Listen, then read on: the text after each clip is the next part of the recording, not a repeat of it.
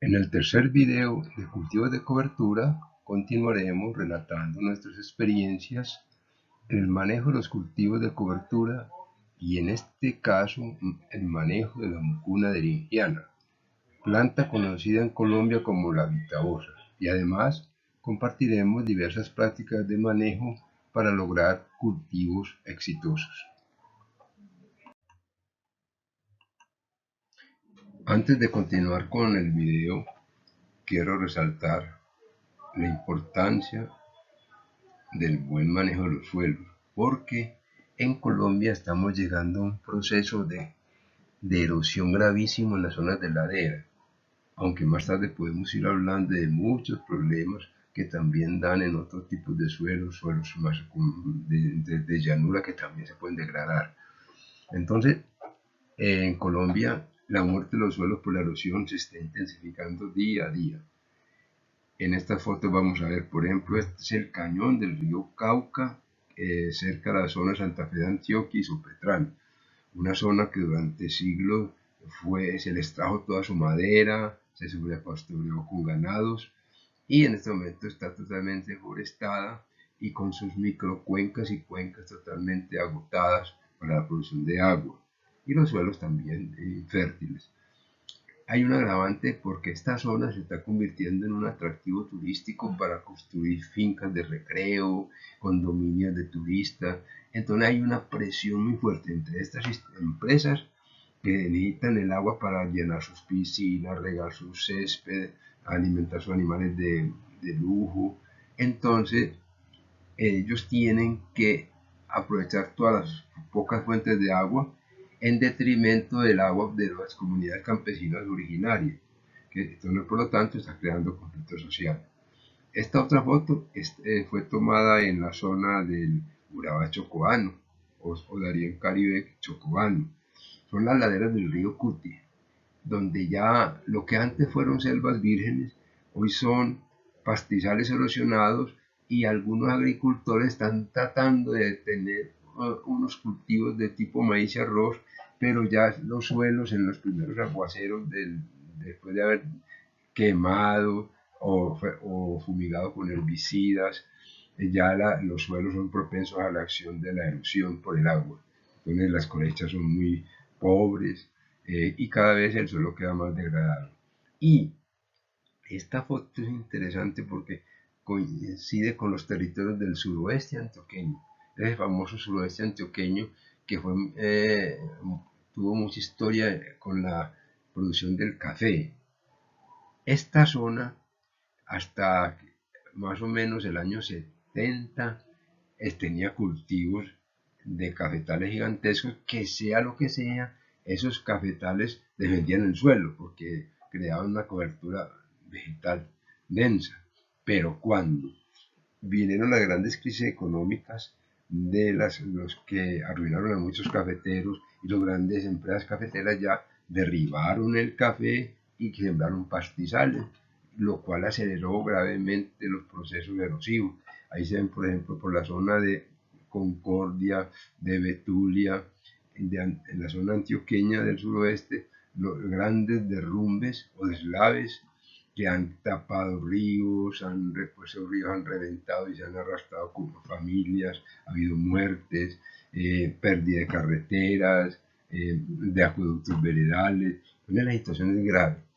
Entonces, toda acción que busque proteger el suelo es bienvenida porque va a ayudar a que la sostenibilidad del país sea real, de que uno ve que todos los campesinos de estas regiones van evacuando los campos, van emigrando hacia las ciudades y van llenando los cinturones de miseria con graves conflictos sociales. Y además, un país que todos los recursos que le entran tiene que gastarlo importando alimentos para alimentar a su población. O sea que, al ser muy cuidadoso, el manejo del suelo es la base de una sociedad. Ya vamos a empezar a analizar algunas experiencias con la mucuna o vitaosa. En esta foto vemos que el agricultor está utilizando la más antigua tecnología de siembra directa, que es una palanca con la cual se perfora el suelo y se colocan las semillas. Esta parcela que vemos estaba sembrada anteriormente con unas plantas de maíz, que era una cosecha muy pobre, y muchas gramíneas que habían salido y otras arbences. Entonces esta parcela fue guadañada y aquí está el agricultor colocando 3 semillas cada metro cuadrado con su palanca. Esto es muy importante porque con esa acción vamos a analizar las necesidades de semilla.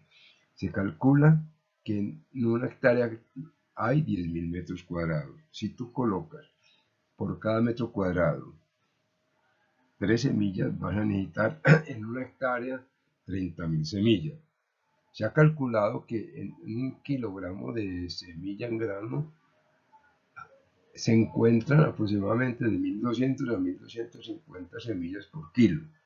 O sea que esas 30.000 semillas estarían en aproximadamente 22 a 24 kilogramos de semilla, que son las que vamos a necesitar para cultivar esa hectárea, una densidad de siembra apropiada. Es muy importante, esa densidad de siembra es suficiente porque una planta de mucuna puede tener longitud en sus bejucos de hasta 12, 13, 14 metros.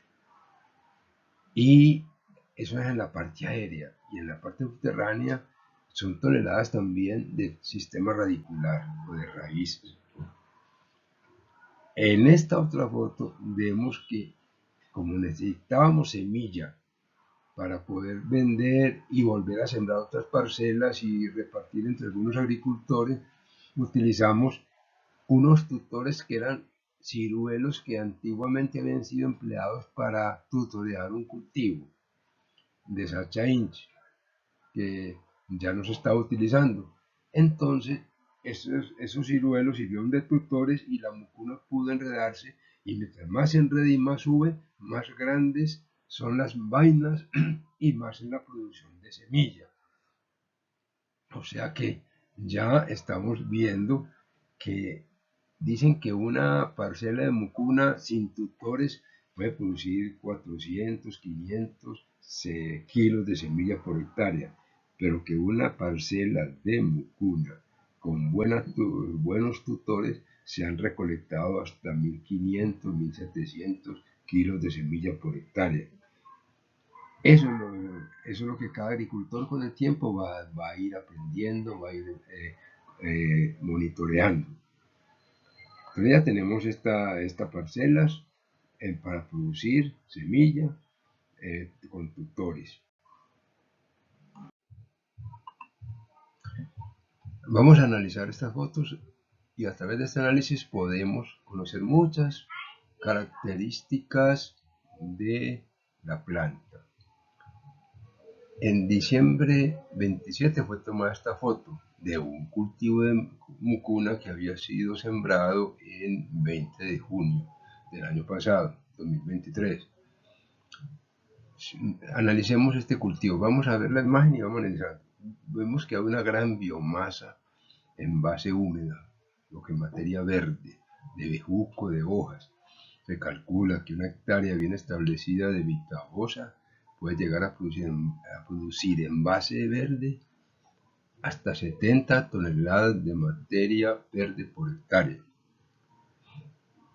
Y en la parte subterránea, en raíces vivas, subterráneas puede haber hasta 1,5 toneladas de raíces, lo cual permite una buena interacción de esta planta con los microorganismos del suelo, que son los que nos van a ayudar a fijar el nitrógeno atmosférico.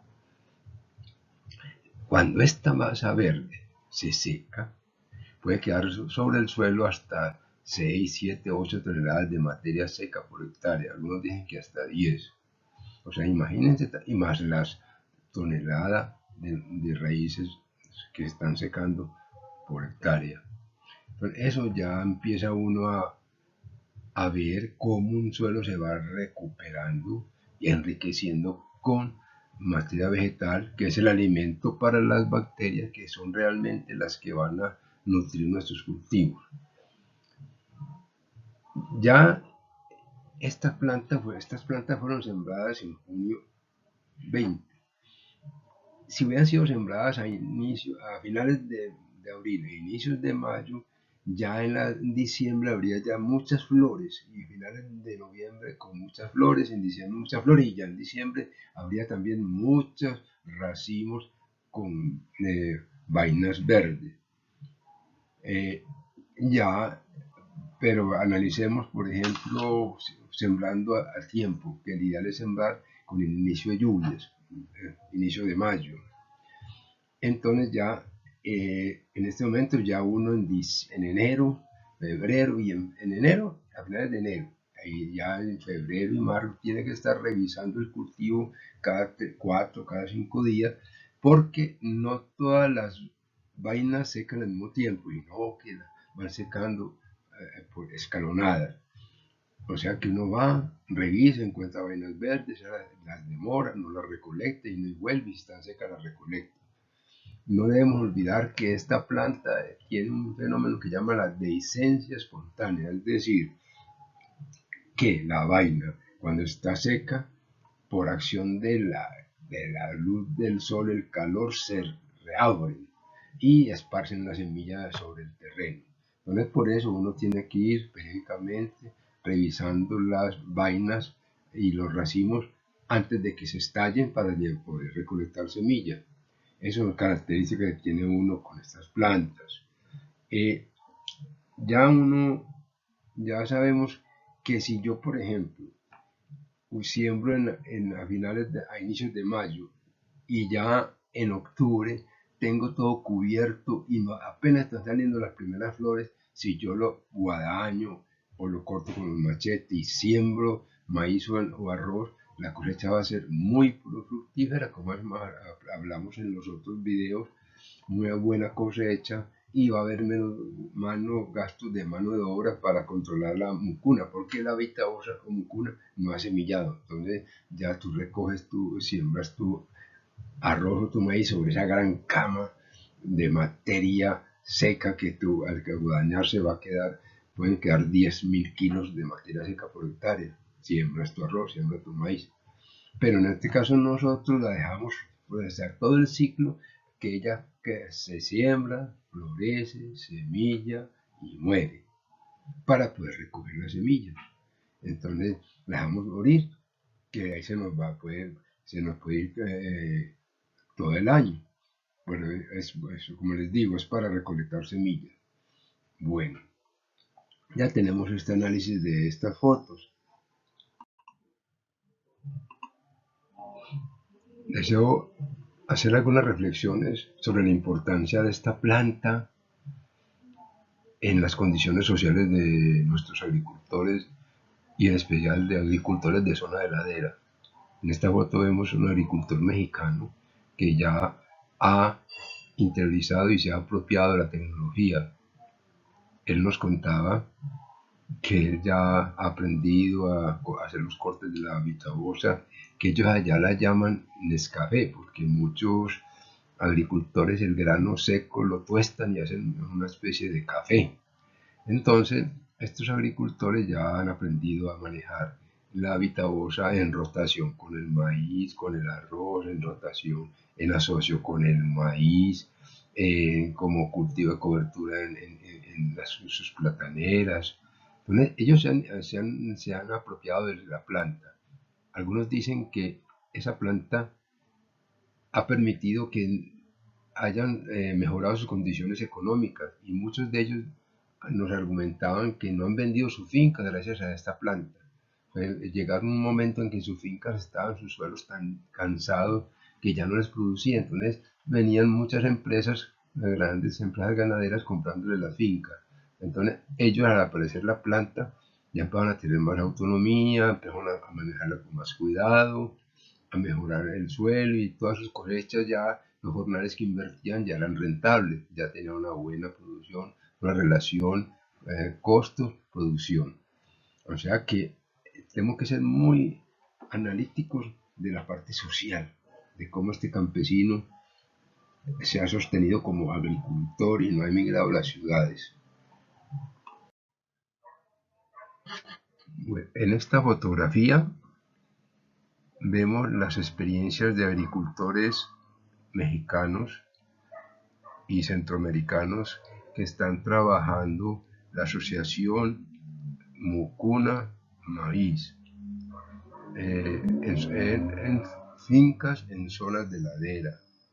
Es muy importante porque esta asociación es la clásica asociación que se manejaba de época precolombina, en que los agricultores manejaron la asociación maíz-frijol, práctica que se desmotivó a partir del año de 1970, cuando en el mercado aparecieron gran cantidad de fertilizantes químicos a precios muy baratos. Eso desmotivó a muchos agricultores porque los técnicos decían que se podía ya hacer el monocultivo de maíz y el monocultivo de frijol por aparte, ya que se podían fertilizar con los productos químicos industriales. Ahí empezó a perderse esa asociación donde la leguminosa, en simbiosis con los microorganismos del suelo, capturaba el nitrógeno del aire y se fertilizaba la planta leguminosa y se fertilizaba la planta compañera, que era el maíz. Más tarde se presentó también otro problema, que era la carencia de tutores para sostener los grandes cultivos de frijol, que ya muchas de las personas que han trabajado en el campo saben los problemas para obtener los tutores. Esa buena práctica y muy antigua se está recuperando en zonas de Centroamérica y de México también. En Colombia no se ha hecho todavía, aunque sería muy interesante que se pudiera hacer, porque tenemos gran cantidad de poblaciones campesinas viviendo en zonas de ladera. Entonces este método va a ser, primero, una forma de proteger el suelo de la acción de la lluvia como proceso erosivo, y segundo, una forma de fertilización biológica, porque ya el frijol, en simbiosis con las bacterias del suelo, aportan nitrógeno para ella y para el maíz. Después, cuando se recogen las cosechas de maíz, el frijol de la vitabosa se enreda en las cañas de maíz que permanecen en el terreno, y cuando los agricultores la cortan, la mucuna con los tallos de maíz, en el suelo se va formando lo que algunos agrónomos llaman el compost de superficie, y hace que en el suelo aparezca una relación muy benéfica entre fuentes de carbono y fuentes de nitrógeno, dando una mejoría del suelo.